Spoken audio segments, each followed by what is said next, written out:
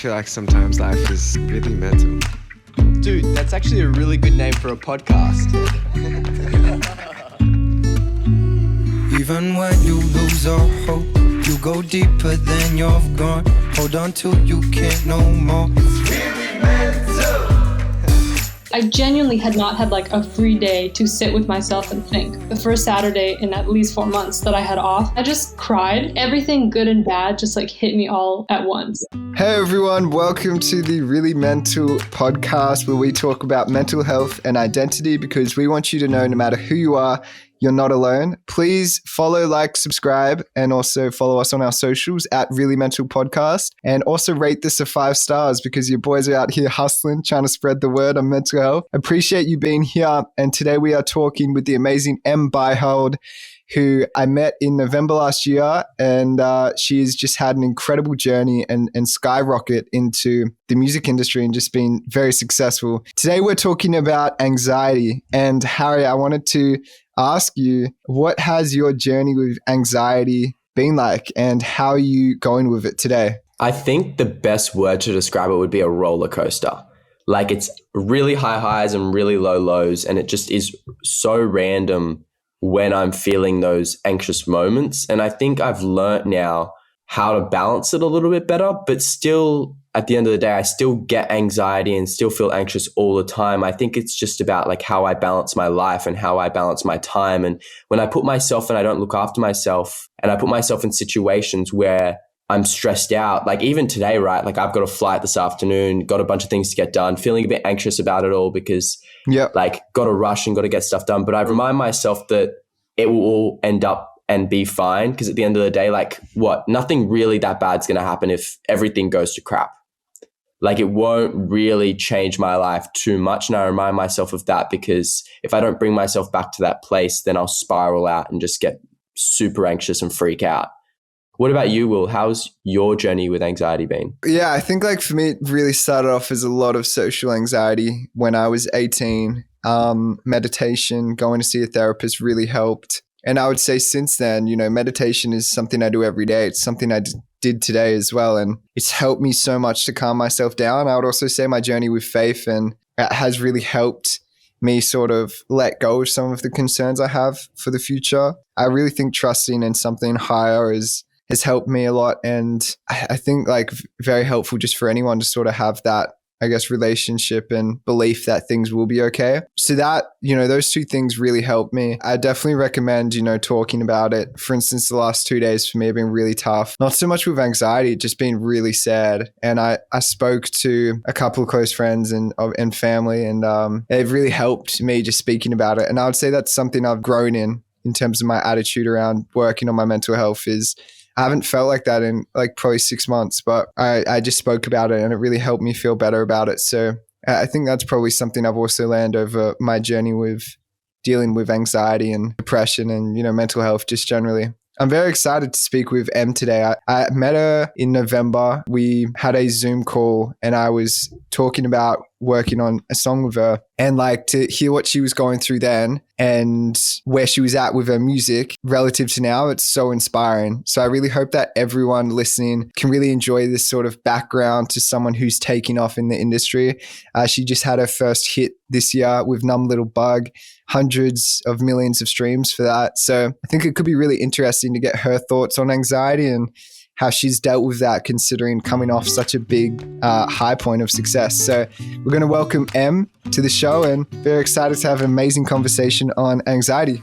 Woo! Hey everyone, we have a Really Mental show on the Amazon Amp app. We're going to be hosting live conversations with talented humans like you hear on the podcast here. So make sure you go follow us on the Amazon Amp app at Really Mental, and we want you to know that no matter who you are, you're not alone.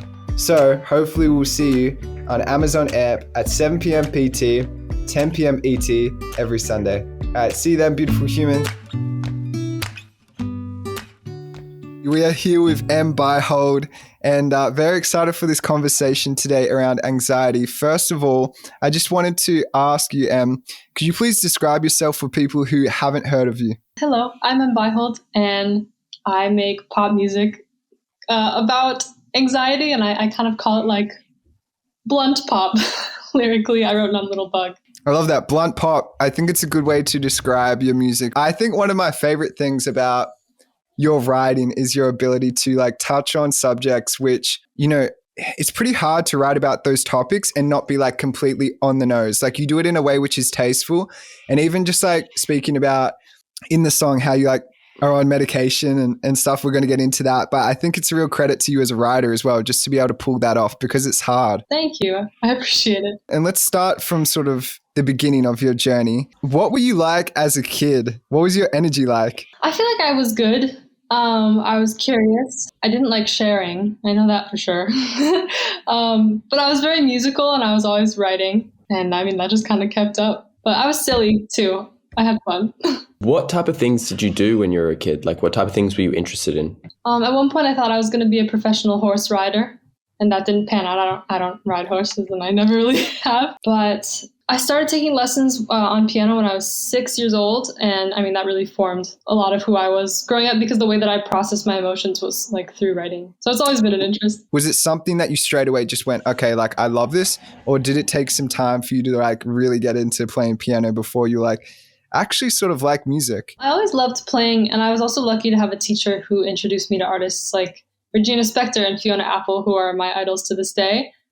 I hated practicing. I didn't like classical music. I didn't like the normal piano path. But like instead of practicing, I'd spend all the time, you know, I would be doing Chopin, like creating something new instead. And I found that very, very fun.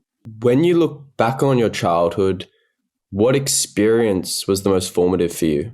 What's interesting is when I went to college, I mean, obviously that was like the first time I was independent. And then graduating, I moved back home and it was the pandemic and it kind of felt like I was a kid again because I mean, obviously we're doing this interview and I'm still in my childhood bedroom. But at the same time, like the first time not having responsibilities of school and everything was like the first time I really took a chance on myself doing music and like taking every little opportunity and then doing TikTok. And then, I mean, it's been formative to this moment happening, just like actually believing in myself, I guess, which I didn't always do before. You know, I always kind of grew up having like the music side and the fencing side. And that was definitely vital to who I am today because it kept me balanced. And it kind of allowed me to learn that like, you shouldn't have one thing that should be your entire world because when that world's not going as you want it to, or like, it's, you know, you have a terrible tournament or I don't know, I just for the voice and I got rejected, like you realize, oh, there's other things. It's not like just that. When you say that, I think about sort of during high school, I was really into volleyball as well as music. And I think that some of the best, I guess, sort of like flow state times for music and in my career was like during that period because it felt like there was less pressure on it. And I don't want to jump too far ahead, but how does it feel now when you sort of compare those times? Do you feel like you're able to enjoy music without that pressure, or does it almost feel like you've got all your eggs in that basket? I do feel like I have all my eggs in that basket now. And it's funny you ask because I'm like trying to find some form of like exercise or something that can just kind of like take me out of this world a little bit because it can be a lot. And also for the first time, music is like my job. So I'm doing sessions like nearly every day. And I mean, I get songs I'm really excited about like once in a while, but it's not quite as fun when you're like forced to write at this time on this day every day. That's not why I like fell into it, you know? In all of our careers, there's always been a point when you realize that this can actually be tangible, right? That you can actually make money from this. You can actually do things properly. And when was that moment when you realized music could be your full-time career? Well, there were a couple. So when I was younger, I played a show and afterwards the director of a movie came up to me and she was like, you know, would you want to write a song for our movie? Like, we don't have the biggest budget, but like the amount she said was larger than I had ever imagined at that age. And so I was like, yes, of course. And it was crazy that like writing a song for a movie, which is a dream. And frankly, I'd do it for free at that point, especially like could pay. But I think also there was a time when I was starting out on TikTok and I would do a lot of open verses. And there was a writing group in, I believe it was England, that wanted to offer me a job just like doing top lines. And they sent like a sample beat and then like paid €100 or something. And I was like, I mean, this is fun. Rolling in it. Yeah. That's like $200, dude. I've been doing all the transfers recently. It's a lot. Let's go. To be honest, I don't think the transaction went through, and that's okay. But the point was like, and I don't think it was a scam. I think there were just some like communication issues that happened. But anyway, I mean, it was just cool. It's like even be offered to be paid for something that I think was fun.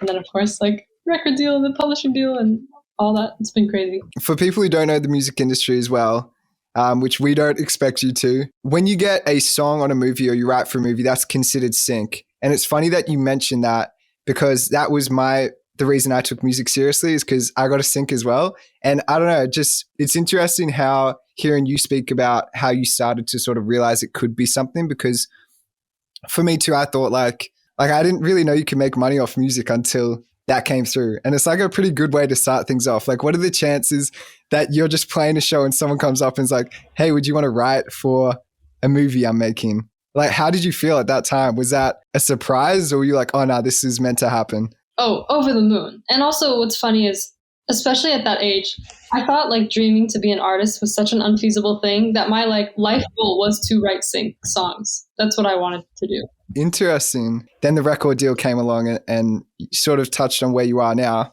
But before that point, because we spoke in like end of November last year or something, and you probably had like 400,000 monthly listeners. And now you have like millions and millions. Between that period of time, what was your life like when you were sort of on the rise as an artist? Did it happen overnight, that record deal, or what was that period like when you were still on the come up? So I had the song called Groundhog Day that went viral, not to Numb Little Bug level, but all of a sudden like the labels were swarming and all like taking me to lunch. And, it was actually, while an exciting time, a very like stressful time, because I didn't know who really wanted to sign me as a long-term artist and who cared about me for like that moment, because the song was going viral. Basically, I ended up picking a subset of Republic Records called Moon Projects, and Mary Rahmani, who's the founder, like told me that she relates to my songs and also just like thinks mental health is really important to prioritize, especially in an industry like this. And I could just like sense how human and genuine she was, and that's why I went with that decision. So that deal like took a little time to get in place. I think I officially signed it in October. And then basically Numb Little Bug, the video that I posted on TikTok went viral with 7 million views. I posted it in August, but the song wasn't done until January. So kind of, I guess, August until January, I was like really scared because the song wasn't ready yet. And I was like, oh, I'm like losing this opportunity for a really big song. Oh no. And then, did a bunch of videos on TikTok for it in January, and then it got 1 million streams the first day, and it's like pretty much continued that every day since it came out. That is crazy. I was like frantic. I wasn't even happy. I was just like, the whole day. Yeah. Right? I know. That's the funny thing is like, I feel like sometimes when we picture, the moments of, okay, this is it's happening point in time, I feel like those can be the most stressful. Where are your expectations now that your songs have reached that certain level? Like, does every song you put out have to hit that level now? Or the follow-up single, Too Precious, people were asking me like, oh, do you feel like stressed if Too Precious doesn't do Numb Little Bug numbers? And I said, I don't think I could like stomach if it did Numb Little Bug numbers, because it's been so crazy and intense and hectic. And I'm so grateful for it, truly. But it's been a lot, and I haven't really been sleeping and really taking care of myself the way I should. And I'm fine for it to like settle a little bit. I guess, can you tell us about sort of your feelings throughout the process of having a song become quote unquote a hit, which is a definition that is defined differently for everyone. But I would say, you've had a very successful song. So what was that period of time up until now? How have you been feeling? Because as well, I think it would be okay for you to say like, it's been tough, or like you haven't really been able to process it, because you only know what it's going to feel like when you're in it. You don't have any way of telling what it's going to be like before, right? In terms of your schedule. So how have you been feeling? I've been honestly kind of emotionally flatlined, like the song suggests. I'm so grateful for it. And also my favorite part of it is like when I get messages of people saying like, I've always felt this way, but I didn't know how to describe it. Or I played the song for my parents and they finally understand what I'm going through. Or I realized I'm not alone, so I sought out therapy. Like all that is the greatest result. Not the like accomplishments that the song has had per se. It's been so nonstop because of the song. A lot of like session doors have opened, so it's just been like nonstop writing sessions and like interviews and shoots and like traveling. There's a tour, and I mean, at some point I don't even know like where I am because it's been so crazy. It's also interesting when your life is changing that quickly.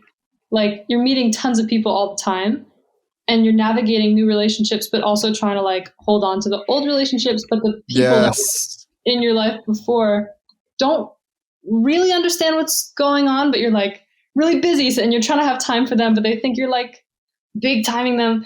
It's been stressful to navigate, to be honest. What do you do to like ground yourself and to manage that stress? Have you figured out like a thing to do? It's simple, but going on walks has helped me a lot. I'm currently looking for a therapist though, because you're catching me at a particular time where I do need some help managing everything.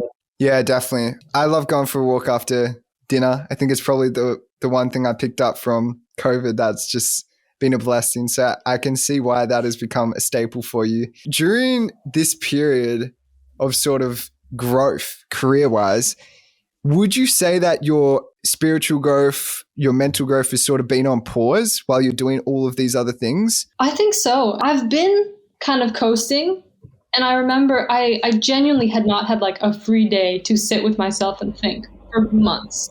Like even weekends was doing stuff and taking meetings and blah, blah, blah. But there was a day that I got back from tour, and it was like the first Saturday in at least 4 months that I had off. And I just cried because like I think everything good and bad just like hit me all at once. Yes, like a brick wall. Yeah. Harry knows this. I had that literally yesterday. And yeah, I think it looks different for everyone, right? Like stress or being busy looks different for every person. So I don't think there's any way you can compare those points in time. But I feel like in terms of hitting that brick wall of emotion, once you have the time to sit, it's amazing what comes up that has been on pause. Like it surprises me every time.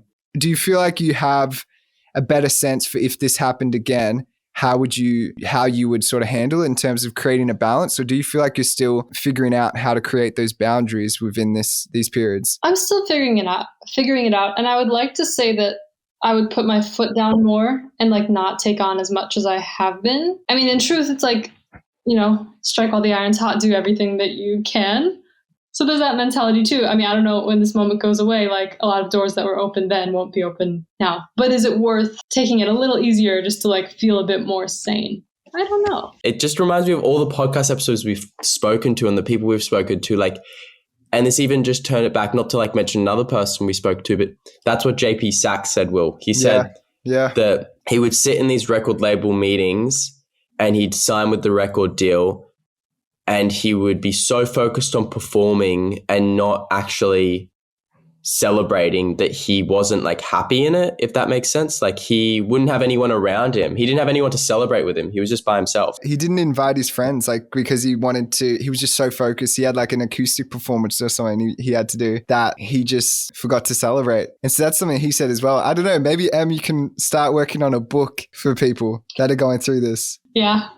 I need it. I need the book. So we're talking about anxiety. And in terms of this period of time, not sleeping and stuff, that can be really tough for anxiety. It can really feed it, I've found for me personally. With all of these things that have pushed you outside of your comfort zone, right? Like playing a stadium. How has dealing with anxiety been throughout this? I have really terrible post-show anxiety. My friends always tell me like, oh, you did great.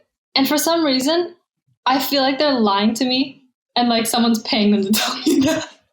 I don't know. I've always been like a terrible perfectionist, and I'm trying to also learn that like a live performance is not supposed to be perfect, and it's okay if you like miss notes and forget to sing and whatever. Like that's okay. To be honest, like when I did Wango Tango, which is the biggest show that I've ever done, it was like thousands of people. There are some things that went wrong technically and consequently mentally, and that one's been tough to live with. We had this 10-minute sound check, and everything in the sound check was just like kind of going wrong. Like you have these in-ears, which helps you play in a stadium, because if you don't have them, it's like too echoey and you can't really tell where you are in the song. Yeah, so much echo. Yeah. So everything was coming out of just one in-ear, and like obviously you feel imbalanced and the levels just feel off. So at the 10 minutes, they like cut us off and they're like, all right, that's all you get, which is just how it works. That's fine. But then right before going on stage, they're like, we'll test the levels again. So they did, but no one said the song starts now. So I didn't actually know that the song was like starting when I was supposed to go on stage and everything. I thought they were still testing. So I realized it like mid first verse and like ran out of breath, like wasn't ready to perform because I didn't know I was supposed to go on just then. And it was just the one song slot. So I felt a little bit like it wasn't the performance I wanted to give, and I couldn't really redeem myself with another song or anything. I just ran off and like honestly felt gutted. And it was also hard because for the first time I like received a good amount of hate on the internet, and I hadn't experienced that before. So it's also hard to go through something like that when like, you know, you weren't at your best, but like they don't know what happened, and you know, it kind of sucks. As a fellow perfectionist, which is honestly something I've been working on too, I can only feel for you. And I think that I want to ask, is it like a shame as well that sort of comes with it for you when something like that happens? Yeah, I mean, it's a shame and humiliation. And like, also when I was just like running off, I was so frantic that I like didn't really think about stage presence and things like this. And yeah, of course. I know that it wasn't like the best performance you've ever seen, and that bothers me. But also, like, I need to give myself a chance to grow into that. I'm so new. I've never played a stadium like that before. Like, I need to let myself just ease into it, you know? Yeah, exactly. If we could sort of dig into those comments you received, like, were people saying stuff about the performance? There was a reel that iHeart posted, and I love iHeart. I appreciate all their support, but the reel they posted was not the strongest part of the song. And people were just commenting, like, proves that you don't have to be able to really sing to have a TikTok following or, like, just stuff like that. And then I remember, like, I did kind of move on in my head, and I was like, okay, next show, it'll be better. And then I was scrolling through TikTok, and there was a girl who, like, rated my performance 3 out of 10. And said, like, no stage presence, she was boring, blah, blah, blah. I was like, that's really brutal. That's really mean. People are mean. But I'm also just trying, like, what would you say? How would you deal with hate? It's so new to me, and I do have thin skin, unfortunately. Well, I think the toughest thing about that is, like, there's a couple of things. Obviously, they're not seeing the full performance. So it's like, it's pretty unfair for you. Like, you're not being shown in the best light. And also, live performances always sound better in person. Like, they aren't, there's a reason that songs are finely tuned for the phone, because you can just pick up on every little thing, even when something's a little bit off. I think in terms of dealing with hate, like, I sort of just try to, I guess, process it and feel it and go through it. And I think that it's a good chance to realize that, you know, maybe I am too attached to this self-image I have, right? Like, as a musician, like, at the end of the day, if people like the song, then that's all that should matter. Like, if it helps someone. So I sort of think of that, but I meditate a lot. And so when something like that happens, I just meditate, feel it, let all the emotions out and journal. What about you, Harry? Yeah, I don't really care personally. Like, I also don't really look at it, to be honest. I don't notice it. I don't care what meme guy 20 says. You know what I mean? Like, those spam kind of like haters, I don't care what they say. Why would I care? The only time I'd ever care if someone's opinion is if they're close to me, because they're the people that mean something to me. Right. The rest of them don't actually mean anything. Like, they're not in my life. They could be like bots for all I know. They could just be AI just walking around. I try not to look at it. I guess if someone's making a video about you, hating on you, that's a situation I haven't been in before. Yeah. How did that make you feel? It sucked. Like, I've never been judged that harshly on my For You page. Like, that's crazy. I mean, to an extent, I guess you should be happy to have even like reached a level where someone could hate on you so publicly. That's the silver lining. It's funny, when I got the hate, I was like really emotional about it, but I was also like trying to keep it together with my band, and I was like, I love new experiences. I love trying new things. Yeah, totally. I guess in terms of your overall experience with shows, how do you feel generally before them? Because some of the artists we have on would be like, I get anxious before a show, like really anxious. What's your experience before you hit the stage? I would say the worst part is usually like 10 seconds before. It's also funny because like when I went on tour with Anson Seabra opening, there's a big long intro leading up to the first song, and it's like this whole thing, and then a couple times like the piano wasn't on, and it's embarrassing, but then you kind of just like find your way through that, and it's honestly good when like the worst happens sometimes, because then you're like, there's nothing to be truly nervous about. Like you're a human, mistakes will happen. It's okay. Like I love that. We do have some lyrics up for you that I did want to go through. I don't feel a single thing. Have the pills done too much? Haven't caught up with my friends in weeks and now we're out of touch. After you write something like that, do you sort of reflect on your life and think like, oh, should I be changing things? Or is that simply just it comes out of you and you just let the song live as it is? The latter. I mean, it just comes out. And I remember I had written the beginning of the chorus already, the do you ever get a little bit tired of life? Like you're not really happy, but you don't want to die. And when I was writing the verse, I was like, okay, how do we get here? What do I feel? And then I answered my own question. I was like, I don't feel a single thing. So that's kind of where that lyric came from. But yeah, I mean, when I was on antidepressants, for some people it works wonders. For me, it kind of took the joy away from everything. And I just had to capture that state. I don't think you hear too many people speaking about that, especially as artists as well. And I think that's probably one of the things that I love about your music and you as well is like, I think that you really stand on your own as an artist, and that is really hard to do in this day and age, right? I feel like there's a lot of clones, especially with the whole TikTok space as an artist. It can be really easy to be very similar. But I feel like you've always found a way to just let the music speak and also just be very authentically you. Is that something that you've carried from like university or like being younger as a kid, or is that something you've recently like just developed and been comfortable with yourself in? Well, firstly, thank you. And secondly, I mean, I grew up listening to singer-songwriters, female singer-songwriters of the early 2010s, like Kate Nash, Regina Spektor, Fiona Apple, like I was talking about, Feist, Florence and the Machine. And I feel like that music and that storytelling has kind of subsided a little bit, but I've always carried it with me, and I've always kind of written the same way, I guess. So that's just who I've always been. I was going to ask, bringing it back to the medication side, what was the point in your life where you were like, I need to go on meds? Like, what was the point before you actually got medicated? I remember I had a mood tracker app. It was before things were going viral. I mean, I was doing TikTok and like the viral stuff would ebb and flow. I don't think it was related to that, but I just remember like tracking more really bad days than good days. And I talked to a psychiatrist, and within like 10 minutes, she prescribed pills. And I was super excited about it because I thought like, you know, this is a solution. Like I'm willing to try it. And then obviously we know the results. What did those days look like for you where things weren't going as well on that mood tracker? What did that look like for you? Lots of crying. And this is funny because my psychiatrist even said this is really dramatic of me to describe, but I felt, that's what I told her, sometimes I felt like my frontal lobe was caving in. Like, I don't know, I have to like something would happen and I would just feel like mentally, and I'd have to like grip onto where I was physically to like remind myself. Oh my God. Where I am. I don't know what that is. Some mental health situation for sure. But I remember the day that I clocked it was when I had gotten a kitten after months of begging my father, which is kind of silly to beg my father when I'm 23 for a cat, but we live in the same house, so that's what I have to do.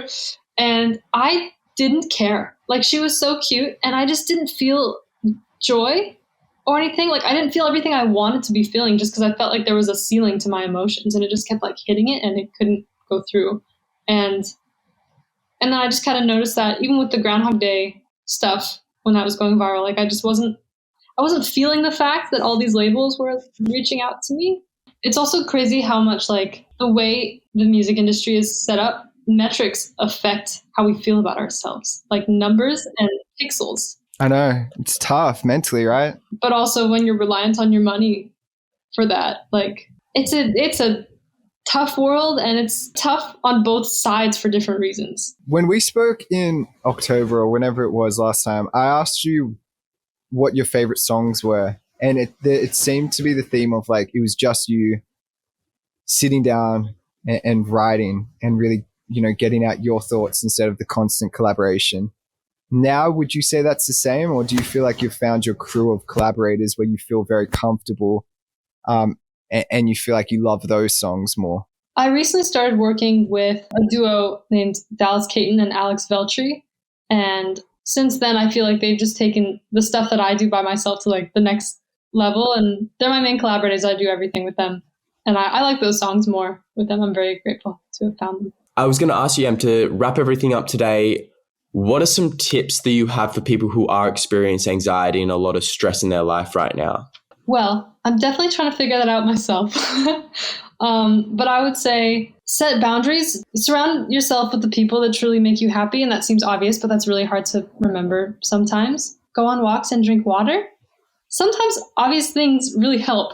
And that's another thing that we forget. Also, know that it's okay not to be fine all the time. And something that I'm trying to remind myself is that, if I feel really terrible, it's just a moment and it's not a lifetime of that. Because I think sometimes we can get sucked into this idea that it'll last forever, but it won't. To finish it off, in the next 12 months, I know you've achieved a lot in the last 12 months. In this next 12 months, what do you want to achieve from both a mental health perspective and then a career perspective? I don't know what I want to achieve, to be honest. I never dreamed of getting a Grammy because that just wasn't the point of music to me. So I don't know. I always say my biggest music goal is to perform on SNL one day because I've always watched it with my mom. That's not in the next 12 months, but that's kind of the top for me.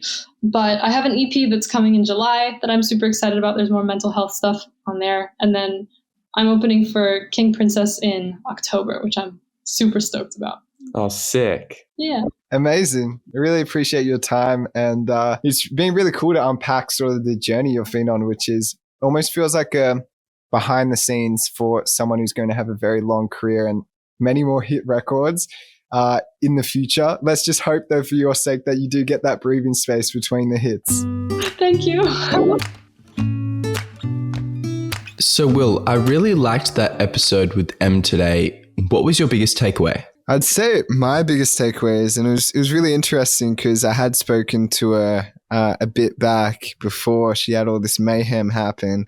So it was really interesting for me personally to sort of see how she's tracking with it. In terms of, today being a topic around anxiety, I did find it really interesting, and I appreciated her honesty around the fact that she felt like she hadn't been really sleeping or taking care of, herself in the best way she could. I think that when she mentioned that she goes on walks, I thought that was really helpful, sort of just simple thing that we can all do. I think I've mentioned it before, but just having something that you can do, which is free, pretty easy to access, like going for a walk, is a really good tip that I think we can all take away. And so I think I definitely implore everyone listening to find something that they can do that is as simple as that, and that they can access really easily. I really do hope, though, that she manages to find some peace when it comes to, all of the people she's meeting and the pressure she feels on her shoulders, because as you can see, she's had something that she's dreamed of happen, and a lot of the time it doesn't really taste the way we think it will. And so I thought that it was a really interesting episode because we've spoken to guests that have been have had that happen and been through it, but she's going through it in the process now. So yeah, I really wish her all the best, and we'll definitely have her back on at some point. So stay tuned for that. You've made it this far, so you deserve a gold star. I appreciate you for sticking around with us, and make sure you follow the podcast on our socials at Really Mental Podcast, and give us 5 stars on whatever podcast streaming service you listen on. Harry and I are laughing at the fact that I just did a rhyme for gold star. But we have a very exciting guest with us next week, so stay tuned. We have Sam Nelson Harris from X Ambassadors on, and we think you'll find that equally as interesting. So come back next week and we'll see you then. Have a beautiful week. Even when you lose all hope, you go deeper than you've gone. Hold on till you can't no more. It's really meant to.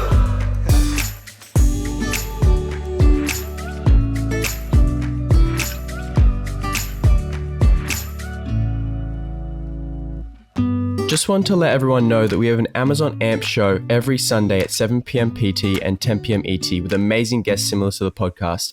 Please go check out the Amazon AMP app and follow us at Really Mental.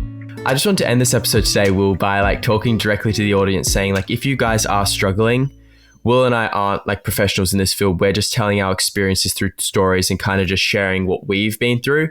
But if you are really struggling, we do highly suggest going to see a therapist and professional help, because they will be the ones that can really help you in your situation. Of course, feel free to share your stories with us and DM us. We want to know what you're going through, but make sure you take the time to speak to a professional, because that's going to give you the most help. That said, we hope that these stories and the people we've spoken to can really help you on your journey to finding that right person, whether it's a therapist or that friend to talk to about it. Make sure you take the time to do that.